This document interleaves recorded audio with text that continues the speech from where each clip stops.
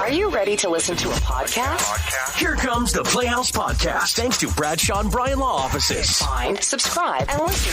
I don't want to act like a big deal, but having government officials call me on the show is, and ask for me specifically. So I got to give a shout out to my man Jake, who just called in. He said, hey, I'm the city administrator in Spicer, and, it's obviously our 4th of July shindig this weekend. Not an unpaid volunteer position. No, it's not. He's a big deal. This guy's a big dog, and he said, hey, I know you got like a cabin in Spicer, and yes, it'll be the 4th of July shindig. Most towns have a 4th of July shindig, I think. It kind of sounds like 4th of July. Spicer is the shindig. I have really, really like the whole town. Loved adopting Spicer as like my second hometown. It's really, really a cool little city. You know what I love most? And I can't say the name. It starts with a B, but it's their. They've got a like a True Value, like a Hardware Hank kind of thing there. Jorgenstein's? No, is that what? Shut up. You're a dork. But it's like their little hardware store in town. You walk in and they like.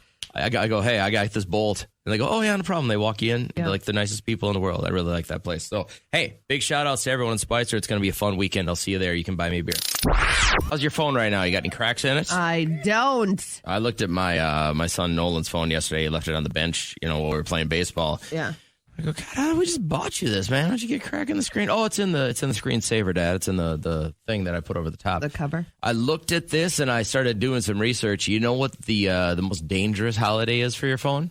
It is the 4th of July. Is it really? Why? More people will drop their phone in pools, in lakes, and just drop it all together. Maybe a drunken stumble. Maybe you're at a party. Whatever the deal is, the most dangerous day of the year for your phone is July 4th. Some people might call you a dork, but get one of those lanyards with the plastic that you take in the pool with you, like when you're on vacation. Just do it. Then you always have your phone with you. Don't let other people pressure you into looking a certain way. Like maybe you want to keep your passports there too, and you're at the airport. What a dork And you want move. to travel like that because you want to keep everything close to your body. Get in a different terminal. Don't even be close to me with that action. The fit you threw. I purchased those to keep myself and my husband's information safe and close to our person. And you're like, dork, it's loser. Such a dork move. It is to not. Have They're a lanyard so cool. around your neck with your passport in it. They're so convenient. You should be robbed. Had a little zip pocket for my cash. You know what it says? Please rob me. I'm a tourist. How would they ever rob me or get close to me? Knife, gun. Even anything. Had that little filter so somebody couldn't scan for my credit card. So joke's on you. 4th of July will be the most dangerous day of the year for your phone. If you have a cracked screen, try and get it fixed today, they say, because moisture can seep in that way, just regular moisture. Mm-hmm. But don't assume your phone is waterproof. A lot of phones. Who would ever assume that? Well, a lot of phones say now they're waterproof, or they don't say they're waterproof. What do they say? Water resistant. Okay. For like up to 30 minutes or something like that. Sure. Don't assume they are, because it's another $1,000 out of your pocket. And they also say the biggest thing you can do is take a screenshot of somebody that's in your contact list, like a good friend or your mom, dad, something like that, and use that as your screensaver. Okay. Because if somebody does find your phone, then that will be what they can access. And they'll see that phone number up there. It'll say Mom or Jenny or something like that. And then you can go, hey, I found a phone. Yeah. Do you know who would have your contact info? And then they can get a hold of you in case you leave it behind somewhere. Is this information brought to you by your T-Mobile endorsement? No. JJ sent you? No, not at all. But it now can be. Thank you. $10 free. Let's start with some good news. I've got good news and good news. Tell them the good news. Good news? Good news. Okay. Let's hear it. Well, faith is restored yet again. This doorbell cam video caught the moment this 17-year-old named Adrian Rodriguez shows up to a Chula Vista home, and he found this woman's purse in a cart at a grocery store, saw that the address was on the driver's license, and walked to return it. I have my credit card, my husband's credit card. It was nice of him that he drove all the way to my house. I looked into the Ring camera and I was like, oh my God, he's such a young kid. I was like, we need to find him and, just give him a little piece of gratitude. I woke up and I had a bunch of messages like, oh, is this you? Is this you? I was like, what? If somebody found my stuff, I'd want them to bring it back to me. Well, yeah, my mom, she always taught me since I was little, to always do the right thing when nobody's around. I have a 9-year-old son and I just hope that he honestly becomes like you. I appreciate it. I really do. What a cool guy. Yeah. So they wanted to repay the favor. As of 5 a.m. I looked, They had set up a GoFundMe for this guy, which I don't think this situation qualifies, but he has $7,100. Oh, Liz, I think this is a fantastic lesson. Like he said, to do the right thing when nobody's looking. Yep. Absolutely. This kid deserves a windfall. I like it. This is karma repaying for sure. And that is what's good. Radio Paparazzi. Kelly was sentenced yesterday to 30 years in prison for using his fame to sexually abuse young women, young fans, including some that were just children. By children, I mean 14, 15 years old. Pretty disgusting. Some feeling like they were kept captive, turned against their family, brainwashed. And here's the U.S. Attorney General for the Eastern District of New York speaking out about the verdict. Moments ago, R. Kelly was sentenced to 30 years in prison. This is a significant outcome for all victims of R. Kelly, and especially for the survivors who so bravely testified about the horrific and sadistic abuse they endured. Kelly's attorney, Jennifer Bojan, is feeling that maybe he's overcharged a bit with 30 years, so they're going to appeal. It's got to be pretty normal sentencing when you look at all the kidnapping and abuse charges. I'm a little surprised he didn't get more, to be honest with you.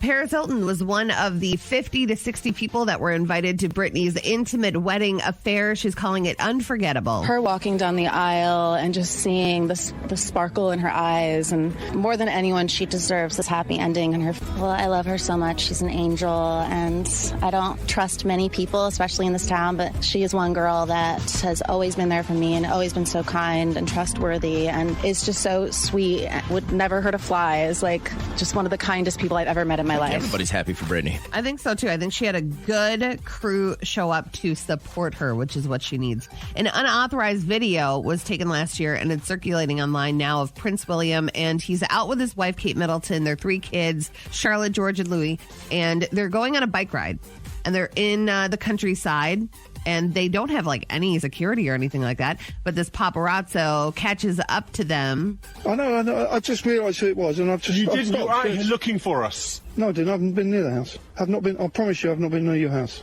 I've not been away. Yes, you are. How dare you behave like you've done my children? How dare you? I have not done anything. You're stalking around here looking for us and our children. I went for a quiet bike ride with my children on Saturday, and you won't even give me your name. You're outrageous. You're disgusting. You really are. How dare you behave like that? Why are you here? Yeah, I need you here, Murph. I've had an altercation with a photographer. He's filming me as I'm right next to him now. Thank you for ruining our day. I moved out of the way so you could get past. You didn't move out. I did. As soon as I saw you, I moved. Exactly what you were doing. I moved into the tower. What you guys had learned by now. What a beautiful argument, though. Everyone's so polite sounding, even though they're very angry. He's very angry at this paparazzo. He's just like, how dare you? Here, it'd be just like insults slung. Blowing out their candles today. I can't believe he's this young. I feel like Michael Phelps should be in his 40s, but he's 37 today. He's the most decorated athlete in the world ever. Is he? Yeah, as far as Olympic medals go. All right, Fantasia 38, and then Mike Tyson is 56 today. Stearns County asking people to take the clean water pledge. Do you remember when they did that? It was like a big movement. I refused.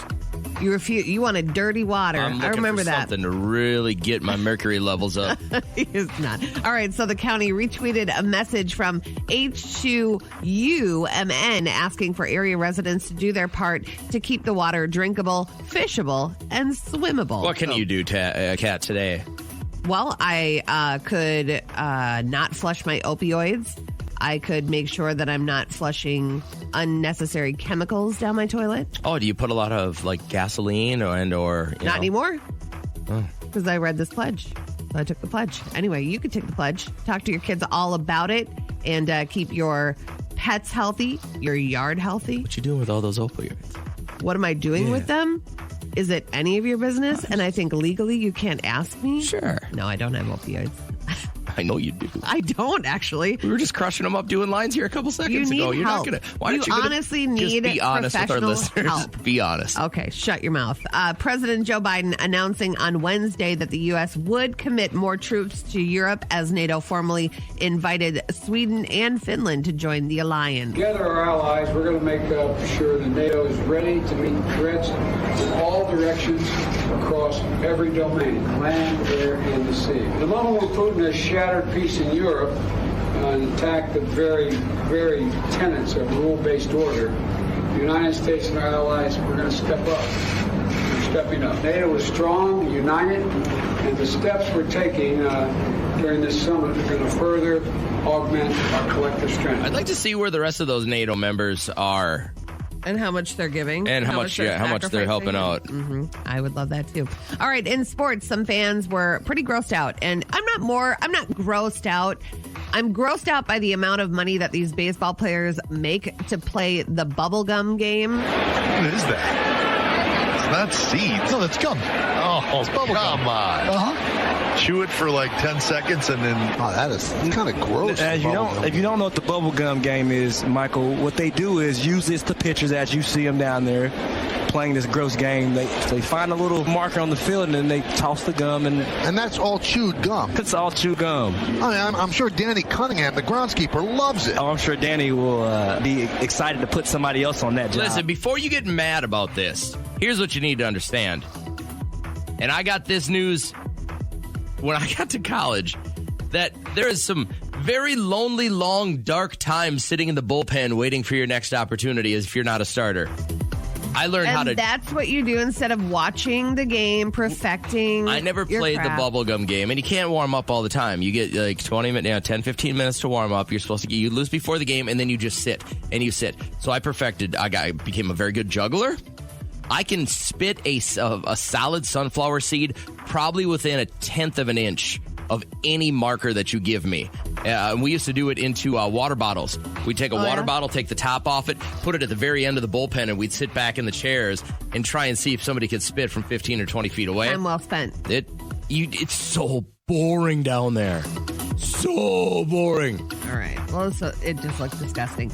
Beekeepers, they had to hit up a highway in Utah to try to capture thousands of bees that escaped from a truck that was hauling over 200 hives. This time of the year, we often see semi-trucks traveling down the highway with hundreds of hives on them, and it almost always goes without fail. It's sad to see, but it does happen. We've been slowly going through the hives looking to see what's been damaged, what hasn't, and unfortunately, more is damaged than not. Every bee counts. You want to rush up and see if you can help. I don't care who you are, but if I'm a cop and that message comes out, I go, nope, I'm allergic. Yep. I'll take another one. That's a quick out for sure. Rush into that bank robbery? Sure. The beehives, no problem. We got to capture these bees. How do you even do that? Doesn't it start with the queen? You just got to get the queen, right? And then everybody follows? That's how it works.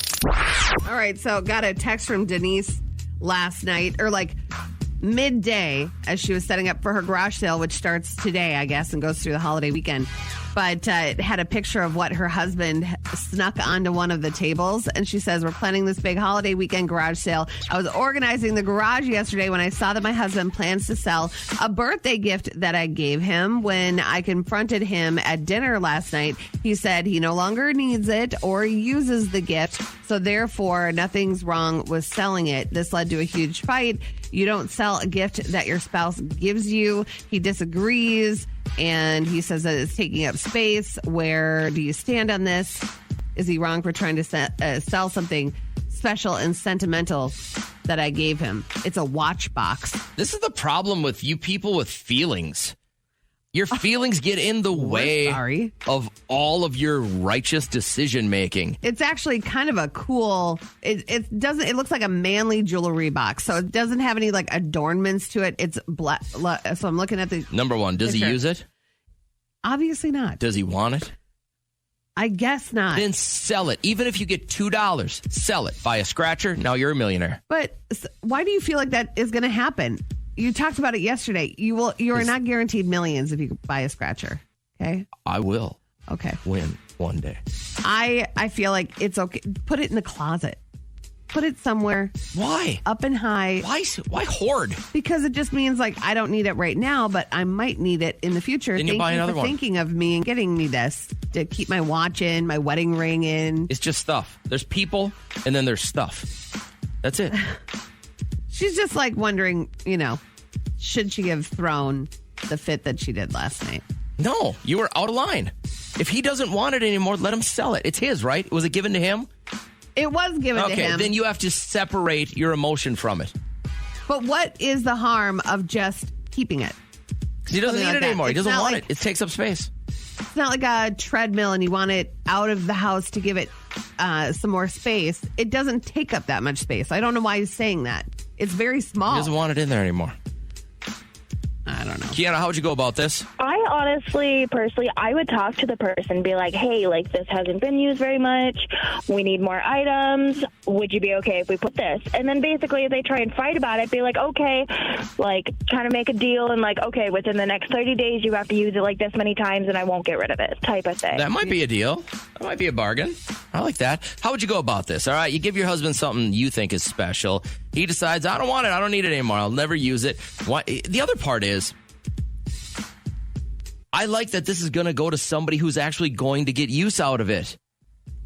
Yeah, but I would feel sad if I personally went out and bought. I very rarely buy Derek things of sentimental value because I don't think that way. I normally just get him experiences or shoes or something like that. But he did sell a pair of Under Armour shoes to somebody, and it's because he didn't like the color of it that I purchased for him for Father's good for Day. him. And I was like, they're gray. You got attached to a gift you gave away.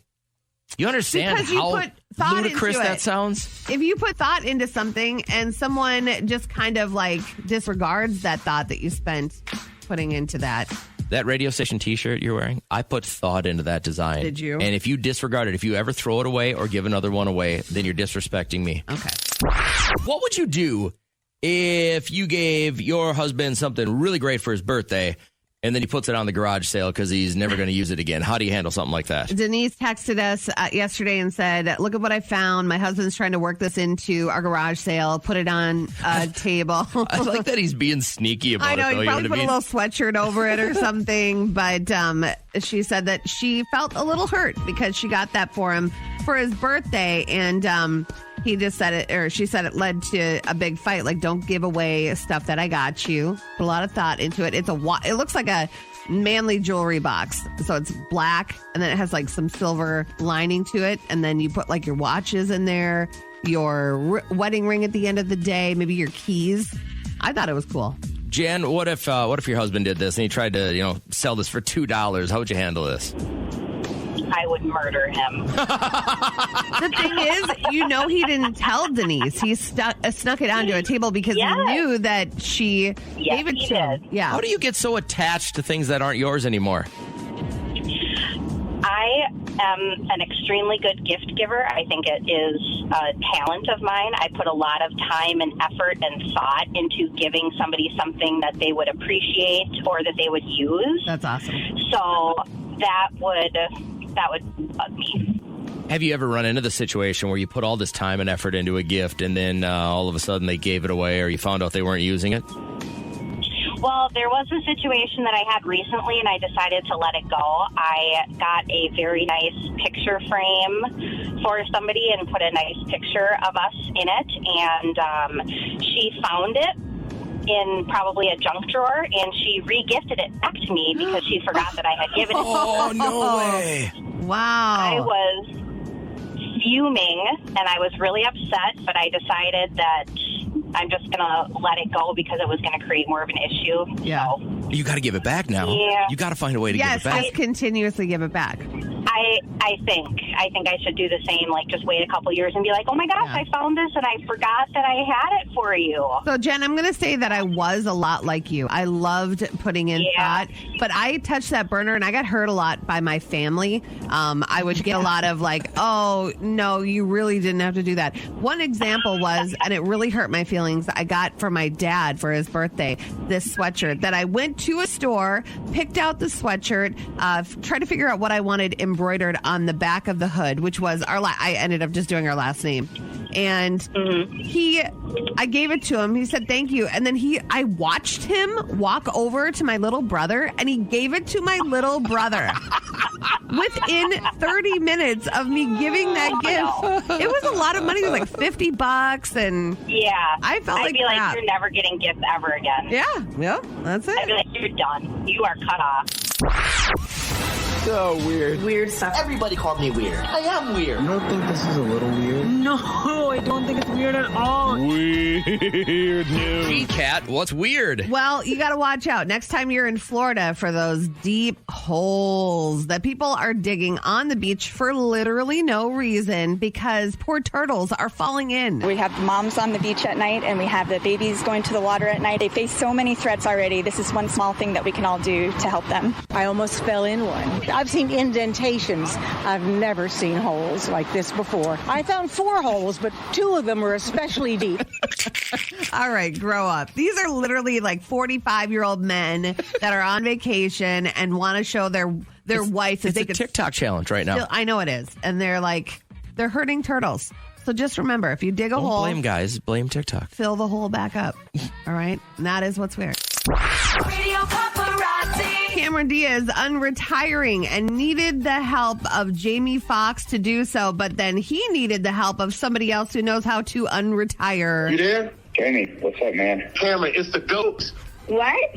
Oh my God, is this Tom Brady? I was talking to Jamie, and he said you need a few tips on how to unretire. I was relatively successful at unretiring. Honestly, exactly what I needed. Oh my God, I wonder if that was set up. I don't know anybody. They all know each other. I feel like such a loser. Yeah, so therefore, I don't know. She has a big project that is set to be released, and she's all. She's good part at of that, Jamie but- Foxx's thing, that his live action comedy. Okay. She's coming back to do that, it sounds like. All right. Travis Barker is in the hospital due to what? We On find out. Tuesday, Kourtney Kardashian drove Travis Barker to West Hills Hospital after he was experiencing some stomach pains. So from there, he was transported in an ambulance to Cedars-Sinai Hospital for more treatment. We've actually spoken to sources connected to the family who say recently Travis underwent a colonoscopy, and doctors believe that's what caused the pancreatitis. That is scary. You got to start getting these, buddy. I didn't know that was a Nervous. thing. Like, you can get a colonoscopy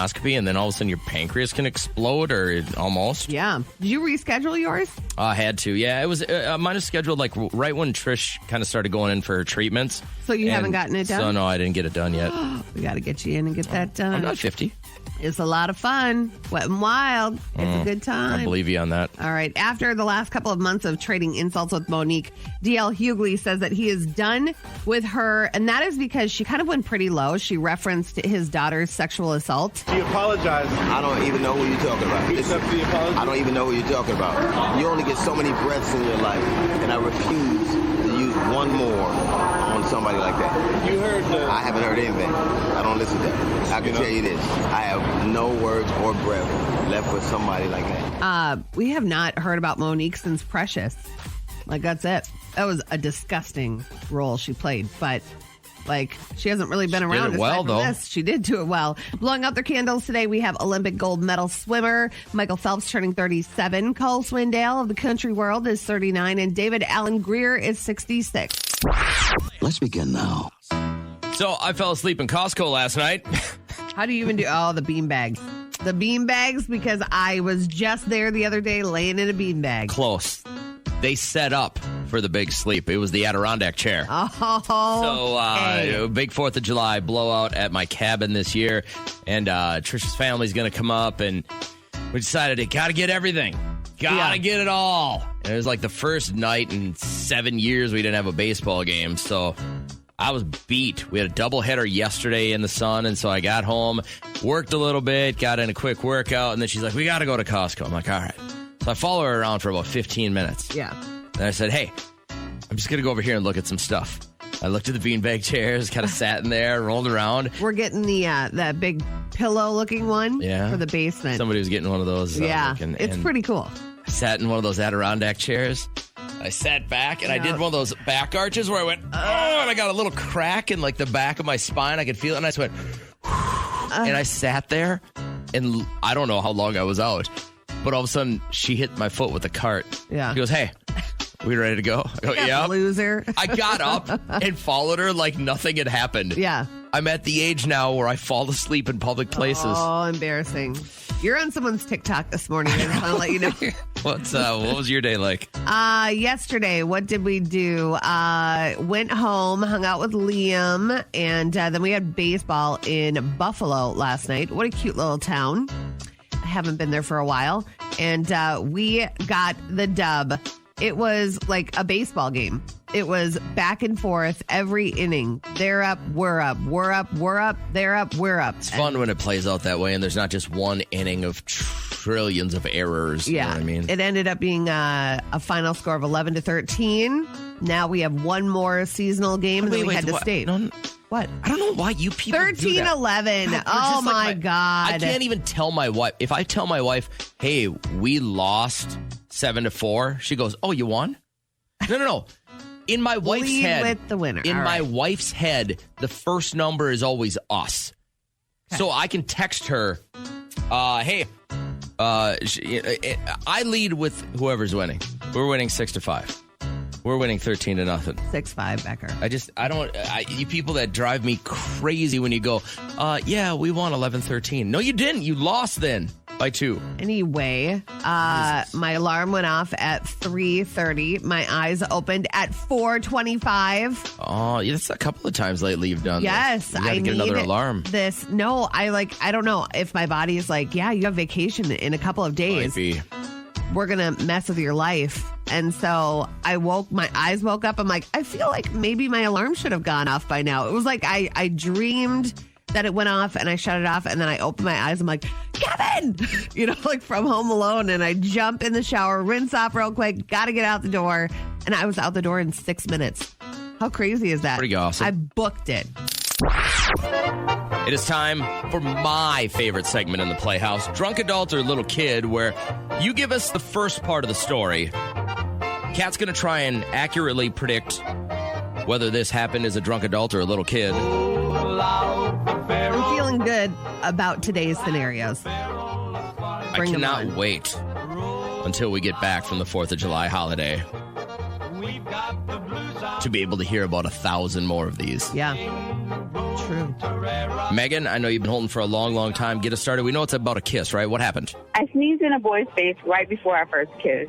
Okay, so before your first kiss with this boy, this might tip it off. Yeah. You sneezed right in his face. I'm going to say little kid. I would have to say little kid based on the way she said it. Megan, it was? I was a little kid. I was like in 6th grade, and I was at the mall with a boy, and my parents were waiting outside to pick me up, and my boyfriend tried to give me a kiss, but he didn't realize that when I get nervous, I sneeze a lot, and I just sprayed right in his face. And I was so mortified. Yuck. I just like, well, gotta go, bye. And I ran out, and we never got the first kiss, needless to say. Isn't it crazy? Like when you're younger, life is over when something like that happens, You throw up in front of your classmates. Then you got 3 kids, a career, and a home, and 3 cars, and now you don't care. You poop your pants in 8th grade. They're like, don't let you live that down. I didn't do that. Okay, go ahead. Hey, Nick, you're up next. Drunk adult or little kid. Give us the scenario here first, please. I was kicked by a pony. Okay, fair enough. That's it. No, nothing else. Okay, I don't need anything else. That's a drunk adult. You think so? Yes. It's almost like kids know the rules and follow the rules. You put your hand on the horse's butt and you walk around, let them know I'm behind you. Where adults are just like, I make my own rules. Nick, drunk adults or little kid? I was a little kid. Damn. Yeah, I was at a birthday party, and some other kid tried to feed the pony chicken and rides to all the kids some ice cream. Oh. And I just happened to be standing behind it at the time. And apparently the pony loved the cookies and cream so much that it just pulled off and kicked me right in the chest. Oh, geez. And I was, just crying, and all the other kids were laughing at me. So that's my story. Little kid. Thank you. We appreciate it. All right, so I still have 2 more for you. I got Lisa and I got Jimmy. Lisa's has to do with hamsters. Jimmy's has to do with puke. Okay. I want you to start dialing in your thoughts. You're 1 for 1, Kat. Round 2 is next. Here comes round 2 of Drunk Adult or Little Kid. Kat, you're 1 for 1. I've got Lisa and I've got Jimmy. Jimmy puked. Lisa's has to do with hamsters. Which would you like to attempt first? I go the hamster route every time. You do. So, Lisa, tell us about the hamsters. We're going to try and figure out if this happened to you as a drunk adult or a little kid. So I set a cage full of hamsters free in a pet store. Kids know right from wrong. I'm going to say you're one of those cruncher adults Oh. that care about really hamsters. Okay. Okay, go ahead. I would have said Drunk adult. This seems like something. Lisa, drunk adults or little kid? I was a drunk adult. Yes. My brother came to pick me up from a bar after I got too hammered at a Saturday brunch. And on the way to his apartment, he needed to stop to get his dog at the groomers before they closed. Yeah. And it was in this, like, pet store. And he didn't want to leave me in the hot car. So he was like, just come in with me. Like, just let me get the dog, and that's it. So when he was getting the dog, I tried to kiss a hamster after opening its cage. And it didn't like that. So it bit my lip. Oh, my God. And I knocked the cage over, letting 3 more hamsters escape, and couldn't get them back in the cage and left immediately. Classic. I love it. Great story. What I like the most about that is your brother Can't leave you in a hot car. knew that you were drunk enough after brunch Yeah. that he couldn't leave you in a hot car. You know what, though? Responsible guy. That makes sense. She could get a DUI. You know that? If she's in reach of keys yeah, and I they're guess in the car. If you would have took the keys with, right? Yeah. Last one today. Drunk adults or little kid? Jimmy, I know it has to do with puke. What you got? I threw up on the E.T. ride at Universal Studios. There it is. All right. So Jimmy threw up on the E.T. ride at Universal Studios as a drunk adult or little kid, Kat. Being an adult that gets motion sickness, I'm going to say drunk adult on that one. I would say just based on the fact that it was the E.T. ride, it might be a little kid thing. Okay. Jimmy said it straight. Drunk adults or little kid? I was a drunk adult. I smuggled vodka into a trip with my brother's family, and nobody knew I was hammered until I came back around to the beginning of the ride with barf all over my shirt. My little nephew was traumatized, and that was back in the late 90s, and I haven't vacationed with him since. Oh, my God. Uncle Jimmy's drunk again. He smells like the bar. How bad of a time do you expect to have with your brother and his kids if you have to smuggle vodka into Universal Studios? Yeah. I feel like there are a lot of funkles out there. Fun uncles. Bold move, Cotton. All right, remember, if you always got one, anytime you have one, give it to us. If you don't know who John Hinckley is, he's the guy that shot President Reagan. Didn't die. No. But it's really weird when you mentioned it yesterday, and I know this audio from, because here's the deal. He's out of prison now. He's got a band. There was a place in New York that was going to let him play, like acoustically, and then they had to shut it down. They had so many people saying, you cannot give publicity to a man who shot one of our presidents. And so I can't believe they would let someone out of jail, somebody that would shoot at a president. So I think, I could be wrong here, and correct me if I'm wrong, but I think he had to pass all of these mental health tests, and he was sentenced to so many years because he didn't, remember, we sentence people for murder a lot longer than attempted murder. So he was convicted of attempted murder, even on a federal scale. He served his time, and now he's out. The weird part I was telling Kat yesterday is when my dad worked for the intelligence community, he had a friend that was a former special service, special forces guy that was on Reagan's Secret Service that day, but wasn't with him. Okay. And the amount of people that are on the Secret Service detail for when a president moves now is ginormous. But back then, it was about 15 guys. And they would always take 10, 5 would be resting, then they'd rotate around like a crew. And he was always really, really disappointed that he wasn't there to try and save the president's life that day. He is now, though, issuing a public apology for trying to shoot people. I went to the Washington Hilton Hotel, and he came out from giving a speech, and I was right there, and I fired shots at him, which so unfortunately hit other people, too. It's something I don't want to remember. And I'm sorry to the Reagan family, the Brady family, the other families of the victims. I'm sorry to Jodie Foster for bringing her into this. I feel badly for all of them. I mean, I have true remorse for what I did. I know that they probably can't forgive me now. He said he was, obviously mentally unstable at the time. The Jodie Foster thing, I know you weren't aware of it, but he said after the shooting, when they started interrogating him, this was his way of getting Jodie Foster's attention. He had such an infatuation with her that this was his way of getting on her radar, and it messed her up too, because she had these senses of guilt, like, hey, it's my fault somebody shot at the president. Yeah. And so Hinckley's out. He's playing like acoustic guitar, and now he's issuing all these apologies. I mean, can you ever forgive somebody for taking a shot at you? I think there are bigger people out there than myself. Woo! And I've seen it done. People that get done wrong, and then they're okay with it. They come to grips with it. Like, I'll forgive forgive you, but I won't forget type of thing. Do you have to apologize for it? I feel like daily you should apologize for a lot of things. We don't have enough time left in the show to go down that road. And that you do. Yeah. Does anybody owe you an apology? Yeah, Jason Enright. Okay. We got a last name. Let me tell you why next, but I also want you to holler at us real quick. I got a couple of seconds to line up phone calls. But do you think you owe anyone an apology? Or does somebody owe you one?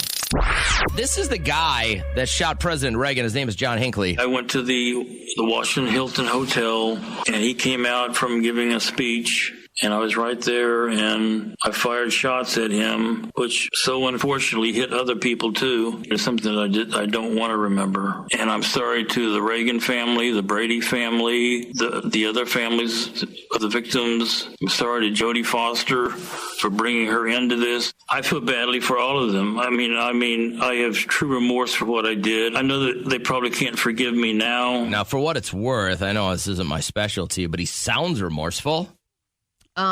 Sure. I feel like if anybody had those thoughts in their mind, can you really completely stray from that? Or do you have a little bit still lingering? According to professionals, he's out of that mind frame. You can do an about face?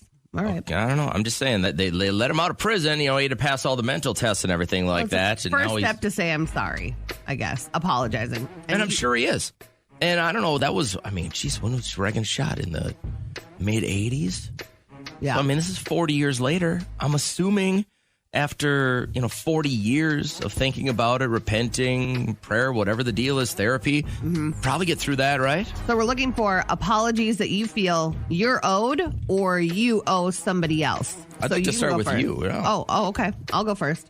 I'd like to apologize to Nina, my nail tech, who I canceled on her in the hour I was supposed to be there.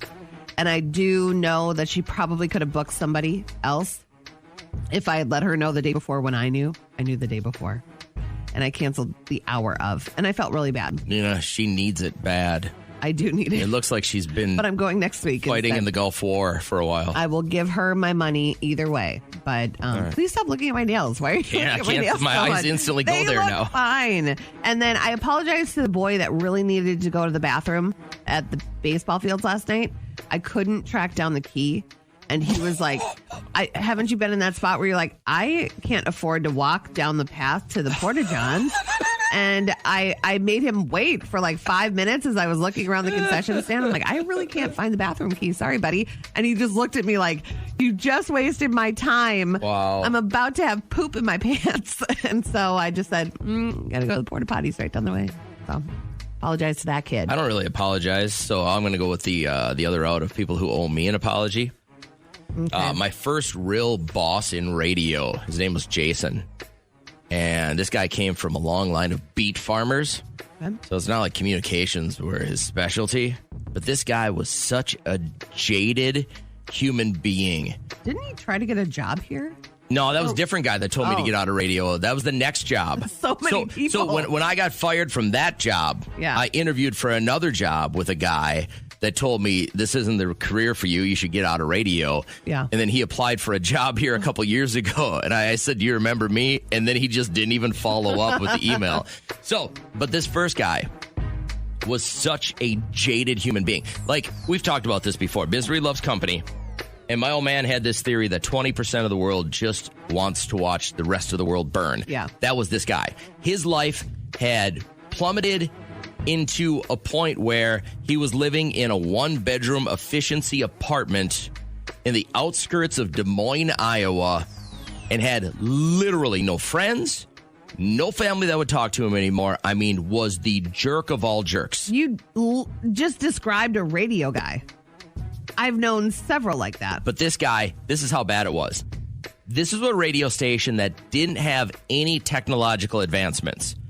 Right now, if we want to take the 4th of July off, we can put it on autopilot. It'll play your favorite songs.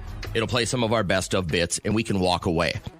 We couldn't with this radio station because everything had to be manually done.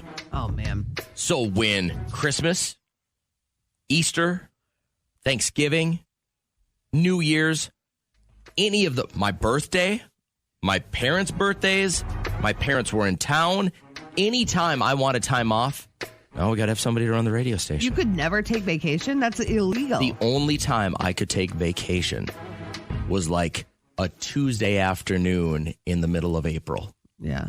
I had to sparingly piece him out. And this guy was a jerk of all jerks, and he did that just because his life was so horrible. Is he still alive? Where's he at? I don't know. Ask him for an apology. Don't care. Well, it sounds like you do. You know, no, he owes me one. I wouldn't care if he does or doesn't. My life isn't going to get any better. But I think he's out of the business now. And, good riddance. Yeah. Screw you, jerk. We're going to call her Stacy. We were talking about apologies a little bit earlier, and you have a little something you want to get off your chest? I have an apology from high school. You guys won't think I'm such a good person anymore. So back in high school, I was in band.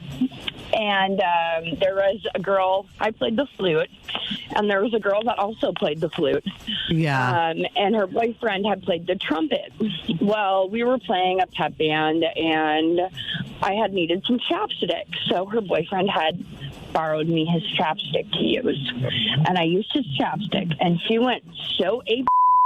I got you. Don't worry, I got it. Okay.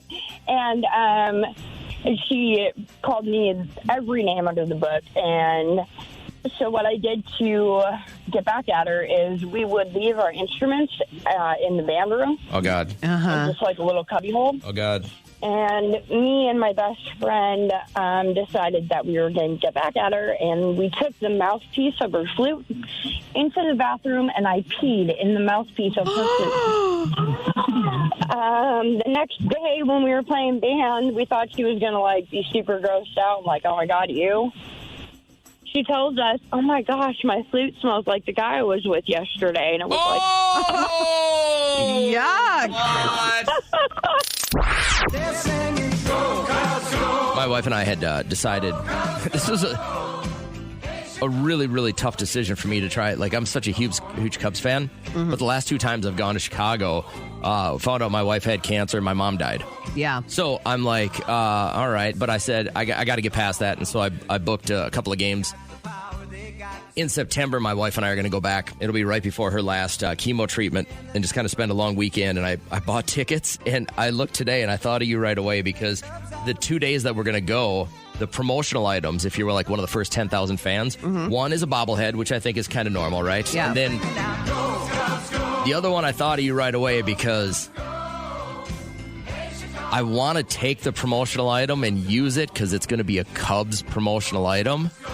But I know if anybody catches a picture of me using it, that it'll be material for you for the rest of your life. What is it? It's a Cubs fanny pack. And you know how opposed to the fanny pack I am. Yeah. And How are you going to wear it, though? Are you going to wear it around your front, or are you going to wear it like a side satchel? That was my thing. You can't wear it like a fanny pack, right? I would literally die if I saw you wear it either way. I think I'll wear it like this. Like my wife and my daughter have these cute little Lululemon ones that they wear. So I think I'll have to do it like that and try. The women in your life have it. Right. Okay.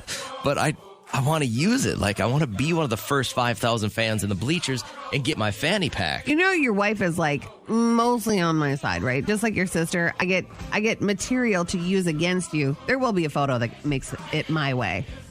So I just find it hard to believe that after 4 22-ounce beers that I won't use the fanny pack. You harassed my then 8-year-old when he bought one. You called him a dork, that might a have been nerd. Mistake. Yeah. Yep. You should have heard what I called him when you weren't looking. I hope you're 501, man. I hope they give it to the last person, and then you're right behind them. Can you help me? Can you help me? Can you help me? Everybody! OPP, other people's problems in the Playhouse. Beth, we saw the text. We decided we'd like to explore a little bit more. I want to know more about the situation, your issue that you're going through. Okay, I really need some advice because I have got to tell my friend to stop having kids, and I don't know how to say it to her. Okay, well, first, let's start off with how many kids does she have? Okay, she just called me recently and told me she and her husband are trying for baby number 6. Oh, man. My ovaries are not happy hearing that. That's a lot of kids. Yeah. So why do you feel like they can't handle another one? Well, and I know they're very religious, too, as part of this, but I look at their kids and what they can do and what they can't do, and they're never neglected. It's not like they're going without food or anything, but there's school trips and like extracurriculars and things that they want to do that they just can't do because they have so many expenses and so many kids that they're caring for. Yeah. And like, it just feels almost irresponsible. I mean, I know that sounds bad, but that's kind of what I'm seeing. Now, I know a couple of families that are like this, and they feel it's their calling, to bring as many children into the world as possible and teach them, the right way to do things, to generate a better generation. Is that kind of what they're doing right now? They're just having as many as they can while they're healthy? Yeah, I mean, you pretty much nailed it. So if this is not involving you or your money, like, do they ask you to help out financially with their kids or anything? Or are they asking other people? They don't ask me, but we're friends. Like, I almost think of myself as like an aunt to these kids. So, yeah. Nobody's ever like asking me for money because they can't pay for things, but I do take them out to trips and, like art museums and stuff, like things just to have fun with them and get them out of the house, honestly, so my friend can have like a day. So I'm usually a watch your bobber kind of person, but I think what we could do right now, instead of just saying, is this a yes or no deal, like, how about we do like... how would this conversation go if it were your friend? Yeah, what would you say to your friends if you think it's just like best for them to stop having children? Would that help you out? Yes, that would help me so much. All right, turn the radio up and we're gonna get people's advice for you, and I hope it helps you out, okay? Thank you. Can you help me? Can you help me? Can you help me? Everybody! All right, we just heard from Beth, and she said basically, hey, my friend just told me they're trying for kid number 6. It's a basketball team plus a reserve, Yeah, it's a lot of kids. She's just saying she's seeing them go without certain things, not food or clothing or shelter or anything like that, but like experiences. I think making memories and experiences and going on family vacations are also a big deal when it comes to raising your family. But the question is there a way excuse me, to say something to your friend, like to encourage her to maybe just be happy with what she has? And Liz had texted, in this economy, that would be enough for me. So true. I would be very nervous to add another mouth to my list of ones that I already have to feed. You always seem to find a way, though. You know what I mean? Like, the human spirit is pretty cool. I understand. We find a way to get these kids fed and educated and clothed and stuff like that. Hustle sounds very exhausting, though. Why not just deal with what you have? Kendra says, leave it alone. Just be a good friend. No need for I told you so's. I told you so's are very rude. To remind somebody that they did something wrong or they had a misstep, I think is very rude. Brian said, JJ, I agree with you. None of your business. Watch your bobber. I like that phrase. And then I want to say hi to Amber. She said, here's my idea. Ask them to do more with you and your husband. They'll realize how limited they are, and they might not decide to have that other child. Maybe show them that there are other things that they could probably use their money for. Yeah. I just keep thinking about it's another 18 years. It's another 18 years. You reset that clock. Yeah. You know what I mean? Some people love the journey. I love the journey with my one, I don't know how people do it with more than one. I just don't. You just find a way. I don't want to find a way. I want to enjoy my way. A lot of people just keep do get to nap a lot. I do. All right, so there was a festival in Norway, and Guns N' Roses was there. They just reintroduced Tommy Lee back on stage last night. His ribs, I guess, are doing much better. I don't know. It's Molly Crew. Oh, what did I say? Guns N' Roses? Oh. But this is Axl Rose. You meshed up. I meshed up. A couple of amazing rock bands. Aren't they on tour together? I thought they were on tour together. Oh, maybe that's why. Anyway, fans who saw them, they paid a lot of money to go in and kind of have that flashback of the Guns N' Roses they know and love. And Axl Rose just was struggling.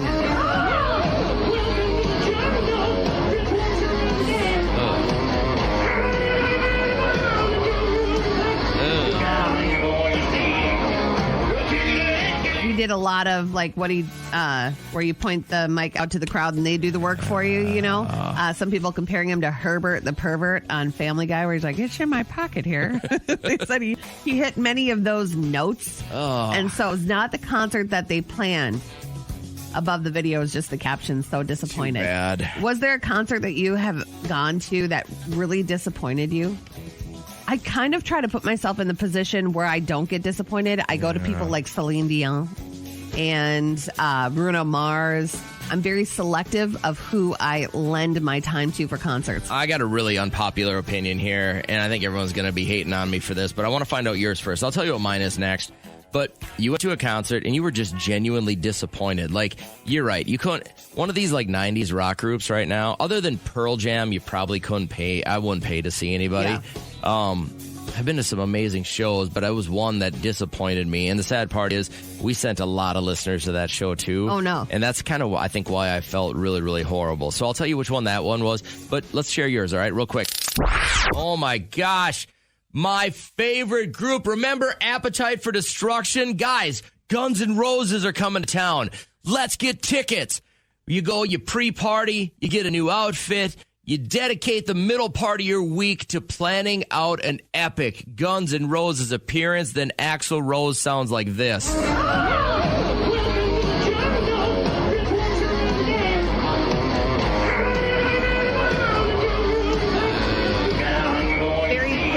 You guys want to go get missing like a shoobity bop bop. You guys want to go get tacos? Yeah, I don't know if I want to stay to the end of this. So the traffic's going to be horrible on the way out. I feel bad for people that you do spend a lot of money on concert tickets nowadays, and then you have to get an outfit. And then you go out to dinner beforehand, and then maybe you have plans after. You got to get a sitter. Yep, maybe you're going to get a hotel room because you have to travel. A lot goes into going to a concert. And hopefully these artists know that. I think they do. They're just getting paid at this point. Trust me, Axl Rose is just cashing checks. Maybe in that case. Who's the one you're disappointed with? And I'll tell you mine after. Mine's going to be a very popular opinion. But first, let me talk to Dawn, because Dawn, if we were going to give you money back for which concert, what would it be? Elton John. No! Really? That breaks my heart. I've been to Elton John. Don't go breaking my heart. I was at fifth grade when I went. Yes. So the only song I knew was Can You Feel the Love Tonight from The Lion King. You know, I was too young to really know the songs. When did you see him? It's been a few years ago now, and not a lot of years. I'm going to say like 6 years ago. Okay. And it breaks my heart also because I thought this was going to be a great concert because I grew up knowing Elton John and all the songs, and it was so boring. It was all piano playing, and well, you know, he's older, so he doesn't move. So there was just no entertainment to it except for, like you said, you know, maybe one or two songs that you really get into, but well, he outgrew that really getting into that boa. He doesn't really play the piano through his legs anymore. You know, when he would jump around. He got the new hair, and now he's all a diva. Yeah, he's in his 60s. You just kind of got to throw him a mulligan, maybe. But was his voice still okay? It was still okay, yes. Okay. It just wasn't entertaining. You know, I've seen other people that are older, and you see the Stones, they're still doing it. Rod Stewart's still doing it like that. I mean, right. But I think the biggest thing is he was such a performer. And now he's just a guy at a piano. I think that's the disappointing part. Like if you go to a Billy Joel show, you expect a guy at a piano. Yeah. You don't expect him to be swinging from the rafters like Elton John used to. But don't you feel the coolest part of seeing a concert is that you know where that celebrity is at that time? He's in the same venue as you. She's right there in front of you. That, I think, is part of the appeal for going to a concert for me. Hey, last question, Don. How much did you pay for these tickets, by the way? $300. That's the disappointment. That's the disappointment. Yes. For $300, I should get sweat on or something. That's what I'm talking about. Yeah, I got you. Well, I'm sorry that happened, but you know, he'll always live on with Crocodile Rock in your heart. Exactly. All right, have a great day. You got to look at it. Yeah. Thanks for sharing. Appreciate it. All right, you want to know mine? Yeah. This is going to be super unpopular opinion, guys. We sent a butt ton of listeners to see this artist, and she underperformed. I say I'm too late. Got nothing in my brain. No. Yes. She didn't. No. Taylor People Swift lost their stuff. could do so much better. Now, She did on-stage changes, like the clothing stage changes. moved around and all this stuff, but she just stood there and sang. Everything else No around way. her was awesome. I don't know what you're talking about. I Yeah. don't know what show you saw. I was so disappointed in the Taylor Swift show that we went to last. So disappointed. Oh, man. I feel like she does a great job. She has like such energy. Good singer, good energy, could have done more. And I'd like to see a little more skin. That's it. For those there it free, is, everybody. For those free concert tickets I took from the radio station, I would have liked to see a little more booty cheek. What a pervy man. What are you going to grab her butt in a meet and I'm greet not. next time? No, that's people you know, not me. All right. I'm going to say one that I waited almost 3 years for. Liam and I, we had an amazing mother-son night. And we went out to eat, and then we got our seats, and we were sitting there, and we had to sit through Jaden Smith. And then Justin hit the stage. So he did a lot of his oldies but goodies and then new classics, but he did a lot of slow ballads. He wanted Like, to show that he was a singer. he did. He sat on this park bench or this bus bench, and then, city to city, it changes the city. It's a Minneapolis bus, but whatever. And So creative. and he never took his sunglasses off. He never opened his eyes when he did. He took his sunglasses off a couple of times, but his eyes, you never saw his eyes. So I wonder if that was when he was dealing with the syndrome he has right now. Oh, I thought that came down a lot later. That was months later. Because when did you guys see him? How long We ago? saw him in May. It's June. Well, maybe. So within 40 days. Maybe you're right. So maybe he was dealing with that and he could still sing. He wasn't fully paralyzed on his face, but I don't know. I saw him before when he came and that was like 6 years ago, and he was flying above us on this platform. He was jumping on trampolines up there. He was dancing with all of his backup dancers and rain and all this stuff. And then, I don't know. He got old. He got older. He got domesticated. He has changed his musical style a little bit, but he's still the hottie boom body. So What'd you guys pay for those tickets? I'm not telling you. It was like Did probably you pay more fi- than? Did you probably pay more than- 500 I was gonna, a piece? No. Oh, And our seats were pretty good. So 500 I total. can't name one human being I would pay $500 to go see. Yeah. Well, it was more so about the experience. Liam and I love jamming to his music and rapping and doing all that stuff. And one of the most disgusting bits of audio I've heard in a long time, and I feel very bad for Victoria Beckham. She's now opening up about this UK talk show host, Chris Evans, who would have people on all the time.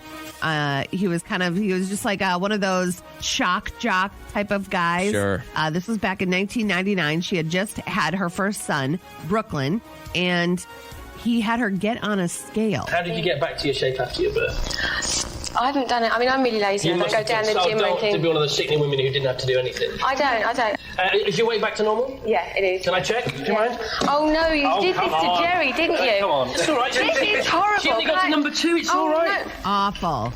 8 stone's not bad at all, is it? That's not bad at all, is it? He says, Shut up. Have you gotten back to your weight before you got pregnant? You Yeah. want to prove it. Oh, man. I would have just delivered one of these to that guy. Now he's saying, whatever, that's the way I did interviews. It's her fault she got on the scale. He's not apologizing either. He didn't even have any, No remorse? No, none.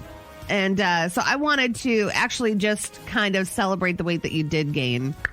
Oh, I gained 35 pounds during my wife's first pregnancy. We're pregnant. Yeah. We are pregnant. It was Dairy Queen every day. Not every other, not every third. Every weekday that I was working, she would stop by. She would pick me up from work. We'd walk across the street. We'd get a Blizzard. Not share a Blizzard. We each had a Blizzard. And I put on more weight in her first pregnancy than she put on. Yeah. Wow. That's incredible. I probably would have gained about 90 to over 100 pounds if I didn't get sick. If you didn't throw everything up every day? If I didn't throw everything up and I couldn't smell fast food, like I would just toss my cookies every single day, all day. It didn't ever stop until the day my water broke. I loved cauliflower and I loved fruit. And that is basically all that I could stomach my whole pregnancy. So I only gained 20 pounds. And then after I had him, I gained a bunch. I don't know how that even happens.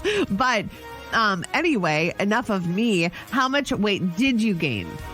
So if I had kept with my cravings, there was an Italian joint in town, and we ate there for the first 2 weeks every day for lunch. I would have eaten there every single day for lunch. I would have been a massive whale. So how much did you gain? This is a fun little contest. Go ahead and text it in. I don't think anyone's going to admit to this. Oh, yes, they will. Yes, they will. Because if you lost it, then we can just look back and laugh. But maybe you're like me where you gained it all after. So go ahead and text that because that is what's trending.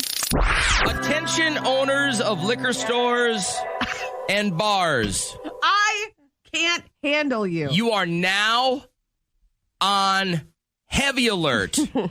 That if Kat walks in and the following does not happen, she has said that she is calling the police. If you don't card me, it's not about the legality. It's the fact that you literally think I'm old enough to buy alcohol. I get it. Maybe I look mature, but I spend hundreds of dollars on beauty treatments, Botox. I go and get laser facials all the time, once a month.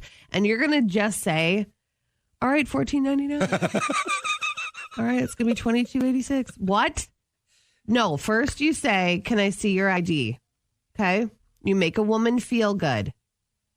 Got it? That's it. That's all I want. It's awful. It's the worst feeling. Couple-minute rant during that last song, folks, where I was unprovoked, by the way. I was sitting here minding my own business. Yeah. And she broke into the next place that doesn't card me. I'm calling the police. I had to go get Blue Moon last night because Grandpa's coming over for the barbecue. And it happened. And I was like, oh, okay. Someone wants to get a phone call to to someone important. You can't call. Sure, I can. I can call somebody and say, not carding you at your age. Yes, I can. I wouldn't say it was my age. I would just say they're not carding anybody. Just like, no. That's such a jerk move. It is such a jerk move to call in a bar or a liquor store. When a woman goes out and let's say for like Pride weekend with her girlfriends and she goes to take in an awesome drag show. And she's got four awesome girlfriends along and we're toasted and we're walking around downtown maybe and we go to a bar and the bouncer is checking everyone in front of you and then you go to give your ID and this long blonde haired kid goes, you're good. You're good, Mom. And lets us in. No, that's not how I do it. Let's go. Be nice. The Playhouse Podcast is made possible thanks to Bradshaw and Bryan Law Offices. Catch the live show weekdays from 5:30 to 9 on 104.7 KCLD. Now, share this with a friend.